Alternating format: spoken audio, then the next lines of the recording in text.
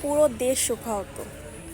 মানে কি বলবো, বলার মতনও ভাষা নেই। একটার পর একটা লাশ গুম হচ্ছে, রাত্রে 2টার পর নাকি লাশ হচ্ছে, তারা লুকায় অ্যাম্বুলেন্সে নিয়ে যাচ্ছে।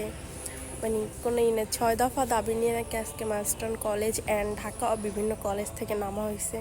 এখন আমাদের বাংলাদেশে আদৌ সঠিক বিচার পাবো কিনা আমরা জানি না, কারণ এটা আমাদের বাংলাদেশ ভাই, এখানে সঠিক বিচারের ভাত নাই। সো যাই হোক, যারা আহত হয়েছে তাদের জন্য দোয়া রইল যাতে সুস্থ হয়ে যাক, আই হোক।